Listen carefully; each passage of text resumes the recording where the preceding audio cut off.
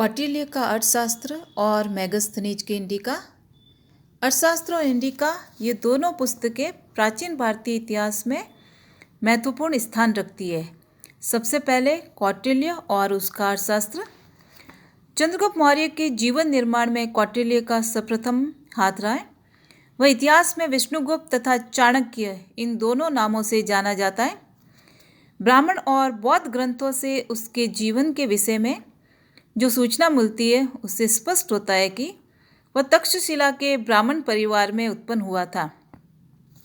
वह वेदों और शास्त्रों का ज्ञाता था और तक्षशिला के शिक्षा केंद्र का बाद में प्रमुख आचार्य भी बने, किंतु स्वभाव से वह अत्यंत रूढ़िवादी और क्रोधी थे। पुराणों में उन्हें द्विजशभ यानी श्रेष्ठ ब्राह्मण कहा गया है। कहा जाता है कि एक बार नंद राजा ने अपनी यज्ञशाला में कौटिल्य को अपमानित किया, जिससे क्रोध में आकर उसने नंद वंश को समूल नष्ट करने की प्रतिज्ञा की और चंद्रगुप्त मौर्य को अपना अस्त्र बनाकर उन्होंने अपनी इस प्रतिज्ञा को पूरा भी किया। जब चंद्रगुप्त मौर्य भारत का सम्राट बना तो कौटिल्य प्रधानमंत्री तथा प्रधान पुरोहित के पद पर आसीन हुए। जैन ग्रंथों के अनुसार चंद्रगुप्त की मृत्यु के बाद भी बिंदुसार के समय में भी चाणक्य कुछ काल तक प्रधानमंत्री रहे।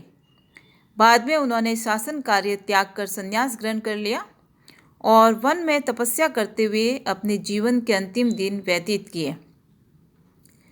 कौटिल्य राजनीति शास्त्र के प्रकांड पंडित थे और उन्होंने राज शासन के ऊपर अर्थशास्त्र नामक प्रसिद्ध ग्रंथ की रचना की। अर्थशास्त्र हिंदू राज शासन के ऊपर प्राचीनतम उपलब्ध रचना है। हालांकि अर्थशास्त्र के रचना काल और उसके रचयिता के विषय में बड़ा भारी मतभेद रहा है। जॉली, किथ, विंटरनिथ जैसे विद्वान इसे कौटिल्य की रचना नहीं मानते, जबकि श्याम शास्त्री, जिन्होंने अर्थशास्त्र का पहला अनुवाद भी किया था, जैकोबी, स्मिथ, काशी प्रसाद जायसवाल इस ग्रंथ को कौटिल्य की ही कृति मानते हैं।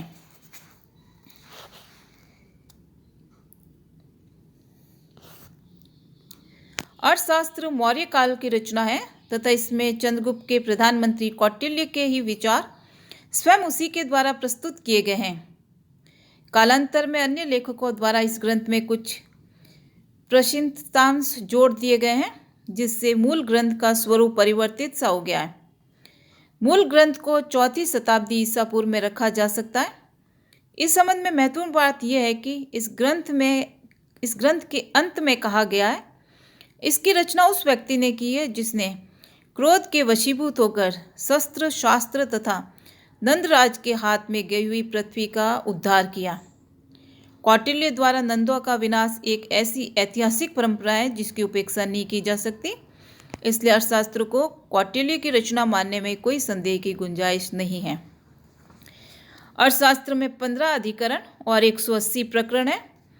ग्रंथ में इसके श्लोकों की संख्या 4000 है।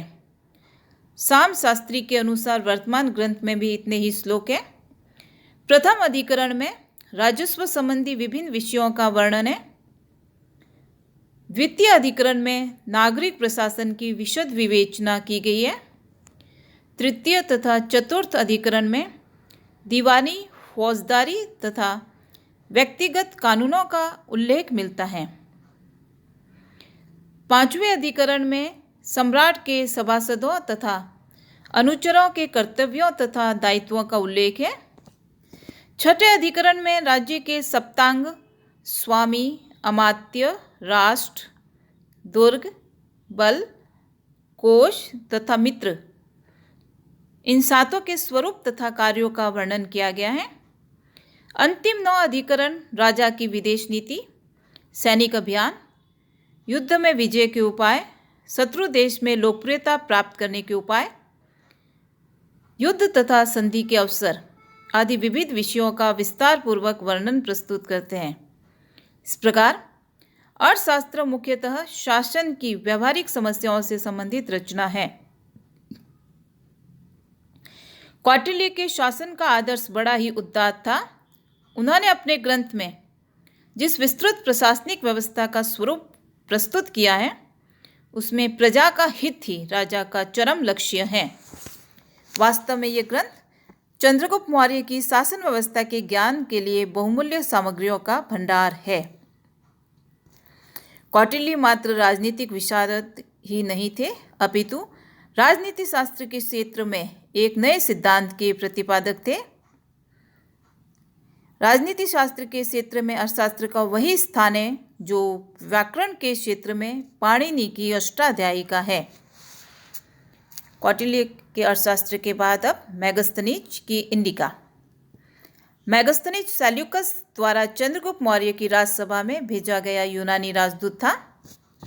इससे पूर्व अराकोसिया के क्षत्रप के दरबार में सेल्यूकस के राजदूत के रूप में रह चुका था।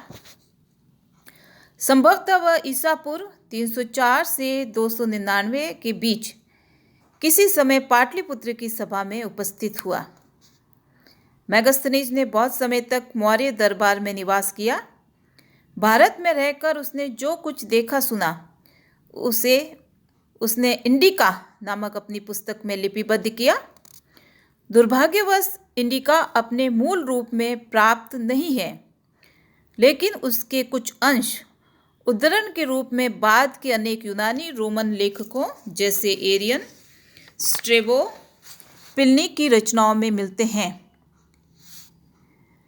यह सत्य है कि मेगस्थनीज का विवरण पूर्णतया प्रामाणिक नहीं है। एक विदेशी तथा भारतीय भाषा, रीति रिवाज एवं परंपराओं को न समझ सकने के कारण उसने यत्र तत्र अर्नगल बातें लिख डाली, किंतु केवल इसी आधार पर हम उसे पूर्ण रूप से झूठा नहीं कह सकते। उसके विवरण का ऐतिहासिक मूल्य भी है जिसकी उपेक्षा नहीं की जा सकती। मेगस्थनीज के विवरण के अनुसार मौर्य युग में शांति तथा समृद्धि व्याप्त थी। जनता पूर्ण रूप से आत्मनिर्भर थी और भूमि उर्वर थी। लोग नैतिक दृष्टि से उत्कृष्ट थे तथा सादगी का जीवन व्यतीत करते थे। भारतीय साहसी, वीर और सत्यवादी होते थे। उनकी वेशभूषा सादी होती थी। मेगस्थनीज लिखता है कि भारत में गेहूं और जौ प्रमुख खाद्यान्न थे। मेगस्थनीज के अनुसार ही भारतीय समाज में 7 वर्ग थे: दार्शनिक, कृषक, शिकारी और पशुपालक, व्यापारी और शिल्पी, योद्धा, निरीक्षक तथा मंत्री। मेगस्थनीज ब्राह्मण साधुओं की प्रशंसा करता है। उसके अनुसार भारतीय यूनानी देवता डायोनीसियस तथा हेराक्लीज की पूजा करते थे। वस्तुतः इससे शिव तथा कृष्ण की पूजा से तात्पर्य है। मेगस्थनीज ने चंद्रगुप्त की राजधानी पाटलिपुत्र की काफी प्रशंसा की है। वह लिखता है कि गंगा तथा सोन नदियों के संगम पर स्थित वह पूर्वी भारत का सबसे बड़ा नगर था। यह 80 स्टेडिया यानी कि 16 किलोमीटर लंबा और 15 स्टेडिया यानी 3 किलोमीटर चौड़ा था। इसके चारों ओर 185 मीटर चौड़ी और 30 हाथ गहरी खाई थी। नगर चारों ओर एक ऊंची दीवार से घिरा था जिसमें 64 तोरण यानी द्वार और 570 बुर्ज थे। नगर का प्रबंध एक नगर परिषद द्वारा होता था जिसमें 5-5 सदस्यों वाली 6 समितियां काम करती थी। नगर के मध्य चंद्रगुप्त का विशाल राजप्रासाद स्थित था। मेगस्थनीज के अनुसार भव्यता और शानो शौकत में पाटलिपुत्र के राजप्रासाद सूसा और एकबतना के राजमहल से भी बहुत अच्छे थे और सूसा और एकबतना के राजमहल उसकी तुलना नहीं कर सकते थे। मेगस्थनीज के विवरण से मौर्य सम्राट की कर्मठता और कार्यकुशलता की भी सूचना मिलती है। वह लिखता है कि राजा सदा प्रजा के आवेदनों को सुनता रहता था। दंड विधान कठोर थे, अपराध बहुत कम होते थे, जबकि सामान्यतः लोग घरों और संपत्ति की रखवाली नहीं करते थे। सम्राट अपनी व्यक्तिगत सुरक्षा का विशेष ध्यान रखता था। मेगस्थनीज के विवरण से मौर्य युगीन भारत में व्यापार व्यवसाय में काफ़ी विकसित दशा में होने का संकेत मिलता है। उसने व्यापारियों के एक बड़े वर्ग का उल्लेख किया है जिसकी समाज में अलग संगठन था। इस प्रकार मेगास्थनीज की इंडिका के विवरण मौर्य युग के समय की राजनीतिक, सामाजिक, धार्मिक और आर्थिक दशा पर बहुत कुछ प्रकाश डालते हैं।